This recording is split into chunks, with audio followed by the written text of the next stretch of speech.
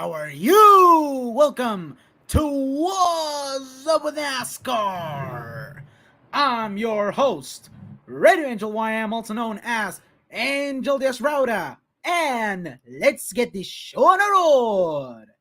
Now, before we start, we all know what happened. We all know what I posted on social media, that I was going to be opening the Pocono penalty report. And we're going to do it starting with the biggest controversy of the weekend, and that is Denny Hamlin and Kyle Busch.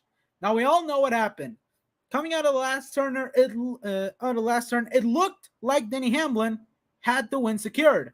Unfortunately, post-race inspection said otherwise, as both Hamlin and Kyle Busch's cars had a material under the front fascia that was not supposed to be there, especially on the brand new next-gen cars, according to what Mr. Brad Moran detailed in an interview with the press later on over the weekend. Unfortunately, we were doing our post race inspections, which we do. There was some issues discovered that affect aero of the vehicle. The part was the front fascia, and there really was no reason why there was some material that was somewhere that it shouldn't have been, and that does basically come down to a DQ. It is a penalty. Both first 11, Denny Hamlin, and the 18 of Kyle Busch been DQ'd. Their vehicles are being loaded in a NASCAR hauler. They're going to go back to the R&D center. The final results have been changed to show that the two DQs were there, and they have the opportunity to appeal it, and it'll be all sorted out by next week. So, like Mike said, I can't get into all the details of what the issues were, but both vehicles had the same issue, and unfortunately, they were not acceptable to pass the inspection. And that's what he said. They were not acceptable. Can you just believe it? Just, wow. You know, he brings an opinion because you're not supposed to have something on the front fascia in the brand new cars. That's what NASCAR decided these cars to be. You cannot have anything of it. And of course, there isn't anything you can do to have those sort of things. Now, Joe Gibbs Racing appealed to this one, but at the same time decided to not do it. As a quote from Joe Gibbs, "We're shocked to learn for the infraction that issued our two cars to fail NASCAR's post-race technical inspection. We plan to review every part of the process that led to the situation." But of course, Joe Gibbs didn't appeal, even though the time to appeal the penalty was by 12 p.m. on the past Monday.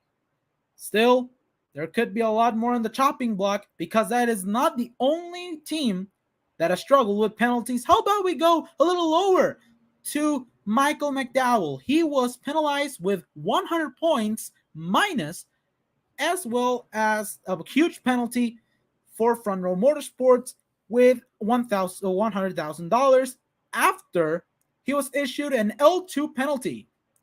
The infraction was discovered after NASCAR took a look at McDowell's car in the Research and Development Center in Concord, North Carolina. The penalty includes the deduction of 100 owner points, 100 driver's points. The crew chief, Blake Harris, will be fined $100,000, and he will serve a 4-race suspension.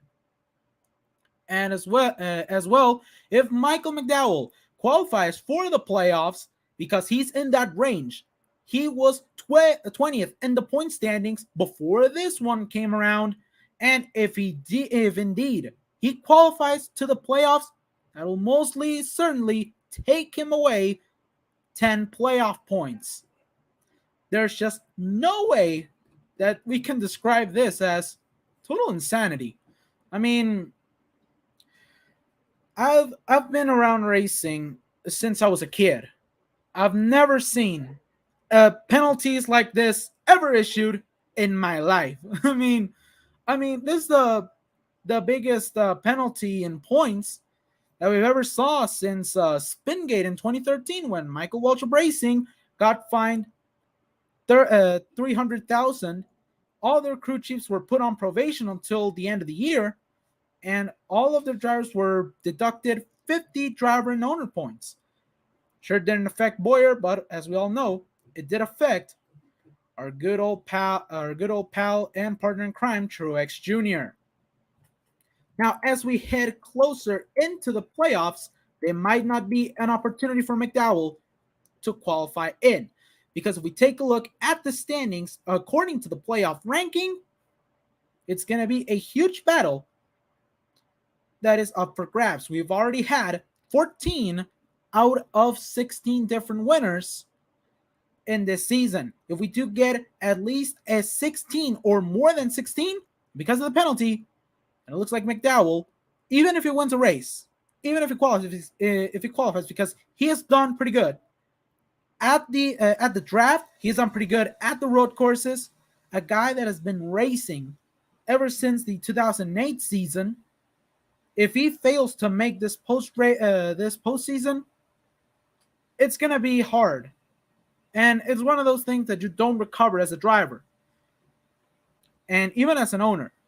If we take a look at the situations right now, the only two drivers that don't have any sort of wins this season that are in the playoffs are Ryan Blaney and Martin Truex Jr. are seated 6th and 7th in the playoff ranking.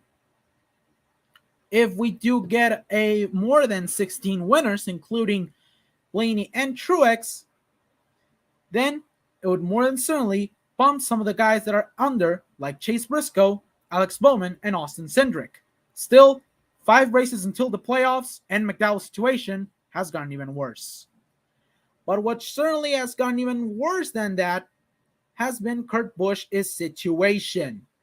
Now, we just learned this morning that Kurt Busch will not be eligible to compete at Indianapolis. And this is why, according to a tweet posted by 2311 Racing, he has still not been cleared or eligible for racing at Indianapolis, according to the doctors, after medical evaluations. The driver that will fill in for Kurt Busch would be the same driver that filled in for him, which was Ty Gibbs. And if we do take a look at Kurt Busch's crash once again, we'll all certainly remember that when it was all indeed put into the craps, then it was surely a freak deal. If we take a look at the angle of impact, it sure was a freak deal. He hit the quarter panel and then sent him back to hit the fender.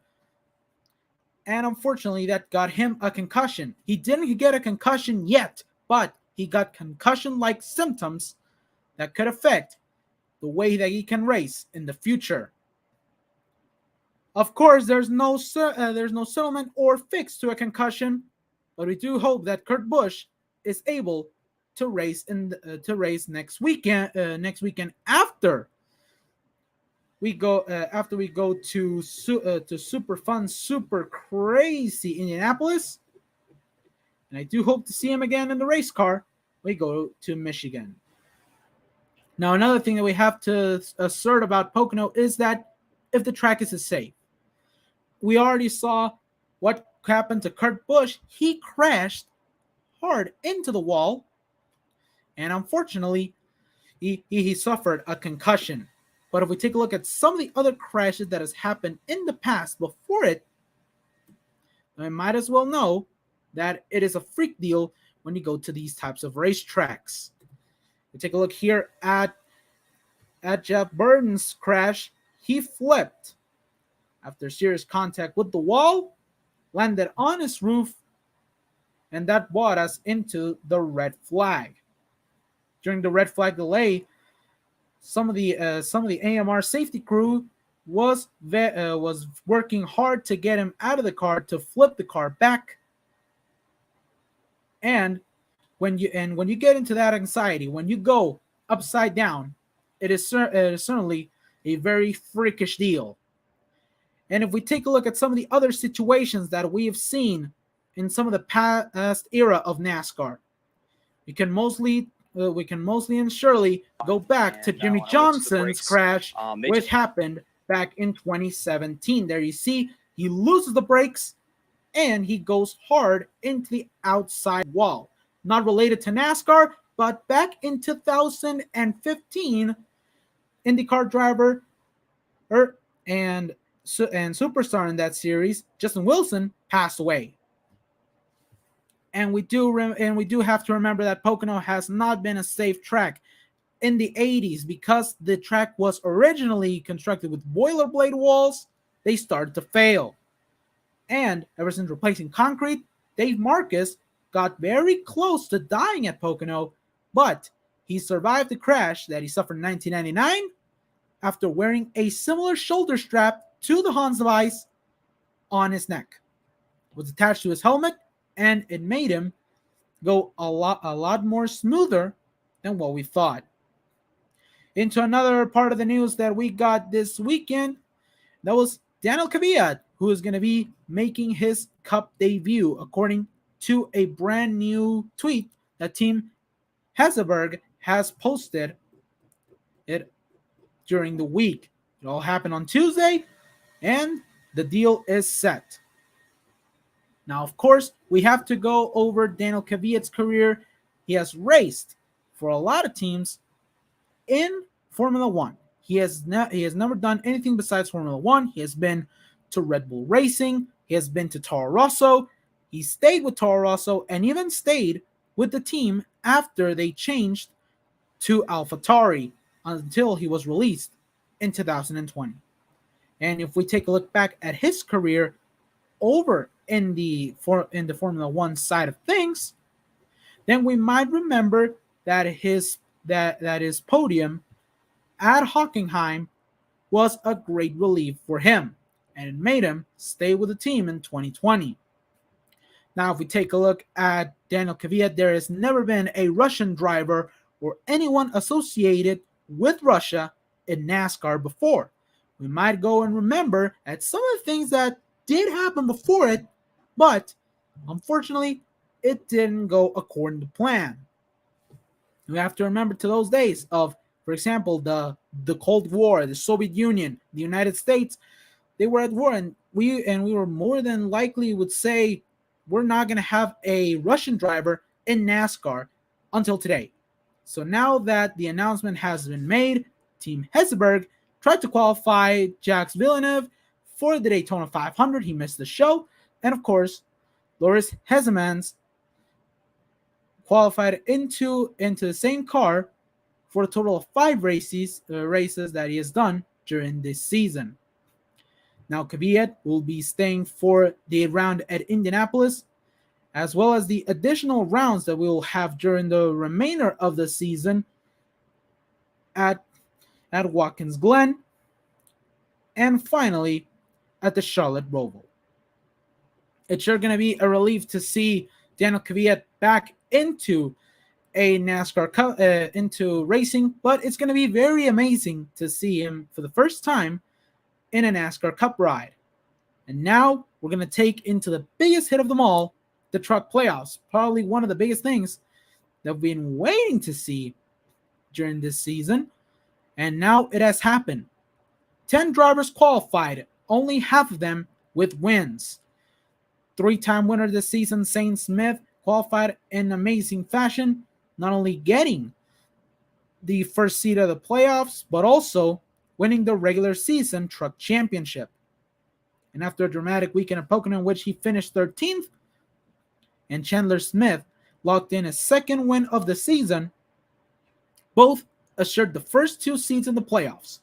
He'll start with 2,037 points into this gig, and now it's all going to be for him. It's 35 points ahead of the cut line, but if you want to make the final cut of 3,000 points, you might as well qualify in the top 8, as we all know. Out of the drivers that did not have a win a season, but they were consistent enough, were Christian Eckes, had a pretty good ratio of top 5s and top 10s alone.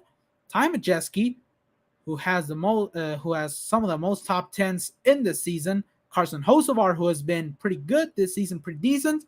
And of course, the Thor Sport drivers of Grant Enfinger and Matt Crafton qualifying in the last 2 places. And of course, we did saw the battle that happened over at Pocono. It was more than surely a battle of who's going to get in, who's not. Tyler Ankrum did not have any chance of getting into the show, but Derek Kraus did have a shot, although he needed a miracle. But that miracle didn't happen, and Matt Crafton stole the 10th and final transfer spot. If we take a look now at the cutoff for the playoffs, you'll more than surely be happy to see how it all starts. The lead right now goes to Saint Smith with a 35 gap over the cutoff line, while Chandler Smith still maintains safe. Remember that not every driver is safe once a reset is done. And you can see over here that Ty Majeski, Carson Hocevar, Stuart Friesen, and Christian Eckes still have a chance of being eliminated in the first round of the playoffs. That will be a sobering threat for some of them, but we're going to have to review some of the first tracks that we're going to go, and those are going to be Indianapolis Raceway Park, Richmond, and Kansas. And speaking of Indianapolis Raceway Park, it is going to be the first time that the Truck Series goes to IRP ever since the 2011 season. So, of course, it's going to be a pretty good comeback, a pretty good throwback for the Truck Series to go back to that kick-ass speedway. Now, Kansas is going to be the only mile-and-a-half cookie-cutter track in the round of 10, and Richmond is going to be the second short track, so we're going to have 2 short tracks this year. Trucks at Richmond have always been a crowd pleaser, and we do hope that the drivers that are going to do good are going to be drivers that have done pretty amazing in short tracks. John Hunter Nemechek got 4th place at Martinsville and a 3rd place just behind race winner Ben Rhodes at Bristol Dirt. And of course, Carson Hocevar has a pretty good record at Bristol Dirt. He got a 2nd place finish over there. So while the people are getting ready to restart what has been a super amazing start to the season, a pretty good first half of the NASCAR season in the Truck Series, we're gonna see a lot of these 10 drivers competing fiercely for the Truck Trophy. And of course, that's gonna be wrapping it up for today's edition of What's Up with NASCAR. Now remember, if you want to put your predictions for the NASCAR Truck Series playoffs, go ahead and put them in the comment section below. And of course, hit me on my Instagram and on my Twitter, as well as my TikTok. Those are links in the description that you can find. I'm Angel Diaz Rauda, and you made it to my next video.